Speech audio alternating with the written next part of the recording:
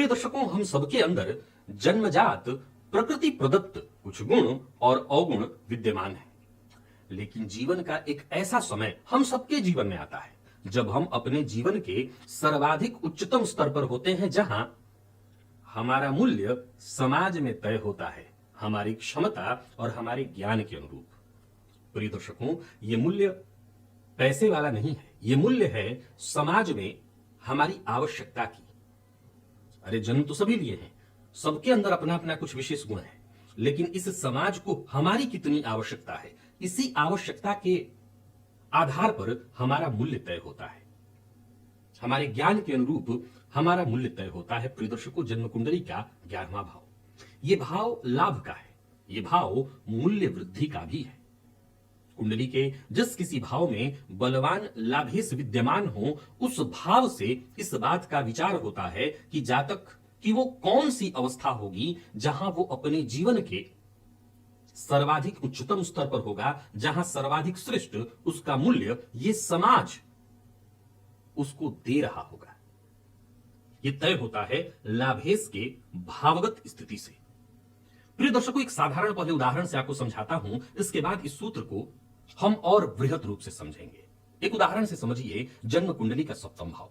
हम सबके जीवन काल में, जो हम गृहस्थ शास्त्री हैं, हम सबके जीवन में 7वां भाव बेहद महत्वपूर्ण है। वैसे तो यह भाव व्यापार का भी है, लेकिन मूलतः यह दाम्पत्य का है।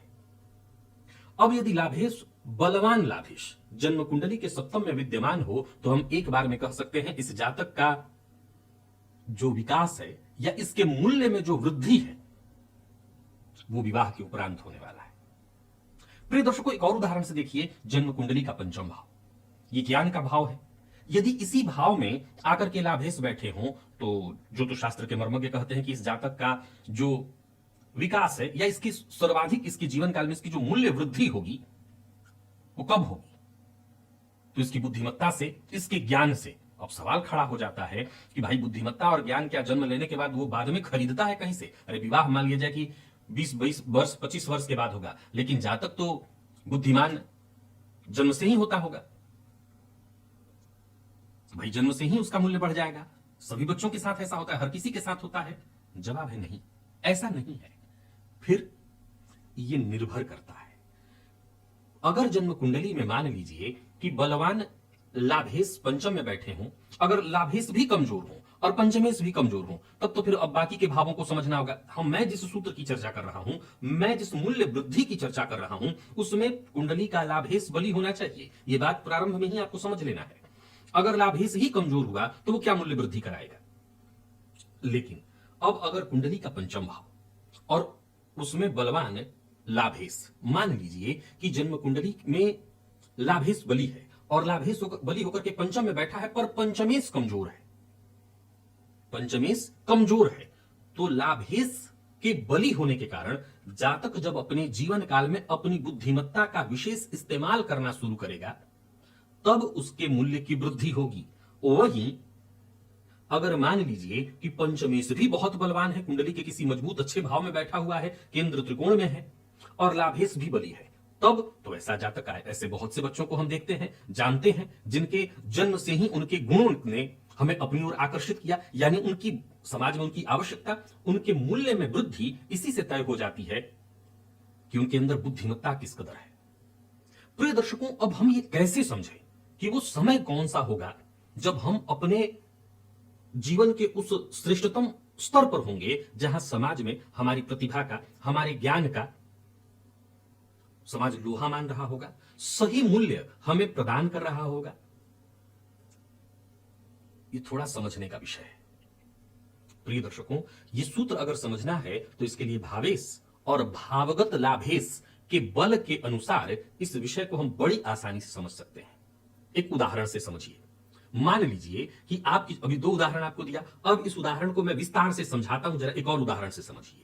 मान लीजिए कि आपका जो लाभेश है वो भाग्य भाव में बैठा है, और भाग्य भाव में भी कैसा है? तो बलवान है, और साथ ही साथ जातक का भाग्येश भी बलवान है, और बलवान होकर के कुंडली के किसी श्रेष्ठ भाव में विद्यमान है, अंश बल से मजबूत है, षडबल में मजबूत है।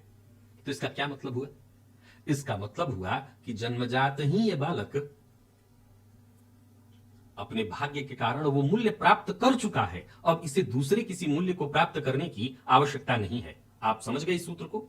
सीधी सी बात है। किसी ऐसे परिवार में जन्म लेना जहां सोने का चम्मच ही लेकर के मुंह में पैदा लिया हो, तो अब सीधी सी बात है, उसका मूल्य बढ़ने के लिए क्या किसी समय का इंतजार होगा? जो राजकुमारों सा जीवन जी रहा हो, उसको उसके मूल्य में वृद्धि के लिए क्या किसी इंतजार की आवश्यकता है? इसका मतलब जन्मजात ही उसके मूल्य में वृद्धि हो चुकी है। प्रिय दर्शकों, लाभेश भाग्य भाव में बलवान है और भाग्येश मान लीजिए कमजोर है। पहले ही सूत्र में समझा चुका हूं, अब इस सूत्र को वैसे भी आपको समझना है कि लाभेश और भाग्येश दोनों ही कमजोर हैं, तब तो बात ही खत्म हो गई, इस सूत्र का कोई मतलब नहीं। पर लाभेश बलवान है पर भाग्येश कमजोर है। अब जन्म कुंडली का जो 9वां भाव होता है, वो उस भाव से पिता के सुखों का भी विचार करते हैं। अब अगर भाग्येश कमजोर है, तो इसका मतलब भाग्येश के कमजोर होने के कारण जातक को उसके पिता से, एक तो हो गया कि पिता से वो सारी चीजें प्राप्त हो गई, पिता के कारण ही बच्चे के मूल्य में वृद्धि हो रही थी, तो वो नहीं होगी, क्योंकि जो उस भाव का बल है वो तो कमजोर पड़ा है भावेश के कमजोर होने के कारण। लेकिन लाभेश भाग्य भाव में बली होकर के बैठा हुआ है, तो लाभेश भाग्य भाव में बली होकर के बैठा हुआ है, तो इसका मतलब ये जातक अपने जीवन काल में 9वें भाव से संबंधित जब कार्य करना प्रारंभ करेगा, तो यही वो समय होगा जब उसके जीवन के वो सर्वाधिक श्रेष्ठतम मूल्य और मूल्य सर्वाधिक श्रेष्ठतम स्तर पर हो। आप इस सूत्र को जरा और गहराई से समझने का प्रयत्न करिए।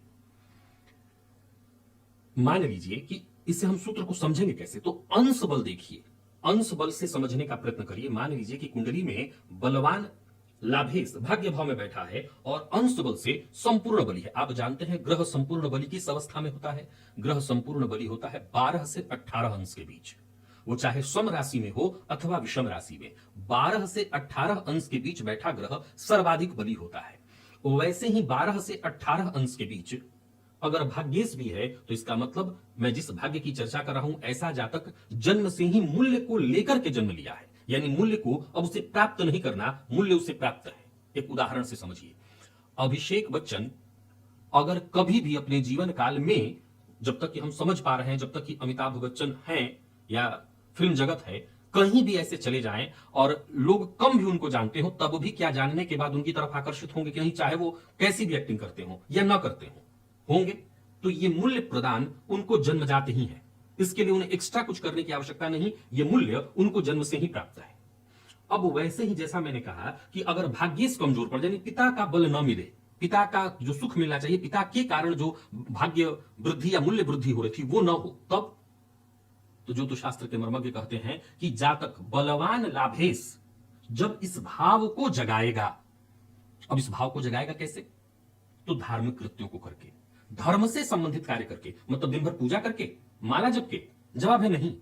मैं हमेशा कहा करता हूं कि धर्म का अर्थ केवल पूजा नहीं है, धर्म का अर्थ है सदाचरण, धर्म का अर्थ है अपने कर्तव्य को समझना। जातक जब अपने कर्तव्य को भलीभांति समझ करके अपने धर्मपथ पर, अपने कर्म पथ पर चलेगा, तब उसका यह भाव जागृत होगा और तब समाज में उसके मूल्य की वृद्धि होगी। अभी आपको मैंने पॉइंट समझाया कि ग्रह सबसे बली 12 से 18 अंश के बीच होता है, सम या विषम राशि हो। अब मान लीजिए, ध्यान से समझिएगा, कि लाभेश बलवान होकर के कुंडली के 9वें भाव में बैठा है। इसी से सारा उदाहरण क्लियर हो जाएगा, बाकी के हर भाव में समझाना थोड़ा लंबा हो जाएगा वीडियो, मैं इसी से पूरे सभी भावों को एक बार में समझा देता हूं। मान लीजिए कि लाभेश 9वें भाव में बैठा है, भाग्येश वृद्ध अवस्था का है, कुंडली में मजबूत स्थिति में, अच्छे किसी भाव में, परंतु वृद्ध अवस्था का है। कुंडली के किसी अच्छे भाव में बैठा है पर वृद्ध है, तो वृद्धावस्था कब आती है? तो वृद्धावस्था देर से आती है। इसका मतलब कि बलवान लाभेश जातक के पराक्रम से, जब वो जातक खूब मेहनत करेगा, पुरुषार्थ करेगा, इस भाव को जगाएगा, तो थोड़ा डिले, लेट से हो सकता है, जीवन के उत्तरार्ध में जाकर के, या जितना वो वृद्ध हो सके, जातक वृद्धावस्था के करीब पहुंचे, तब जाकर के जीवन में उसके उस मूल्य को वो प्राप्त कर सकेगा जिसे उसे पाना है। जैसा मैंने कहा था, हर किसी को प्राप्त करना है वो मूल्य, हर किसी को अपने उस स्तर पर पहुंचना है। अब एक सवाल खड़ा होता है कि मान लीजिए कि जब आपने वृद्धावस्था कहा, तो वृद्धावस्था लेट से आती है, तो कुमारावस्था और बाल्यावस्था तो तुरंत आ जाती है। अब मान लीजिए कि भाग्येश कुंडली में बाल अवस्था में होकर के बैठा है, तब तो ये ग्रह कमजोर हुआ। फिर तो इस अवस्था में, जैसा कि आप कह रहे हैं कि अगर लाभेश भाग्य भाव में बैठा है और भाग्येश कुमार अवस्था में है, बाल अवस्था में है, तो इस हिसाब से तो जातक को बाल्यकाल में ही उसके भाग्य का, उसके मूल्य की संपूर्ण वृद्धि हो जानी चाहिए, उसको वो भाग्य मिल जाना चाहिए? जवाब है बिल्कुल ऐसा हो सकता है, लेकिन अगर षडबल में भाग्येश बली है तब। अगर षडबल में भाग्येश को बल प्राप्त हो रहा है और जन्मांक में वो दिखाई पड़ रहा है कि ग्रह बाल अवस्था अथवा कुमार अवस्था में है, तो बाल अवस्था यानी जातक जन्म के साथ ही या थोड़े दिनों के पश्चात हो सकता है। कई बार आपने देखा होगा कि कुछ ऐसे बच्चे होते हैं जिसके लिए माँ बाप कहते हैं कि जब से ये बच्चा पैदा लिया है तब से हम दिन दुना रात चौगुना बढ़ रहे हैं। तो जब माता पिता बढ़ेंगे मतलब बच्चे का भी विकास होगा, उसके भी मूल्य में वृद्धि हो जाएगी। तो संभवतः कुमार अवस्था में है, तो जैसे ही उसने जन्म लिया, थोड़ा सा समय बीता, कुमारावस्था उसके आते आते माता पिता बढ़ गए। कई माँ बाप ऐसे भी होते हैं कि बच्चे ने जन्म लिया और उसके जन्म लेते ही ग्रोथ कर जाते हैं, तो उसके जन्म लेते ही उसके मूल्य में वृद्धि हो गई। आप अपने लाभेश को जन्म कुंडली के प्रत्येक भाव में इसी तरह घुमा करके देखिए, किसी भी भाव में आप आजमा लीजिए, हर भाव में, यहां तक कि षष्ठ अष्टम में भी इसी तरह से सूत्र को लागू करिएगा, क्योंकि षष्ठ अष्टम से संबंधित हर बातें आपको मैंने बता रखी हैं। जिस किसी भाव में जाकर के आपके लाभेश बैठे होंगे, उसी भाव के जागने से आपके जीवन में, आपके जीवन का वो उच्चतम स्तर आपको प्राप्त होगा, आपके मूल्य में वृद्धि होगी। और वो समय कब होगा? वो समय होगा उस भाव के भावेश की अवस्था के समय पर।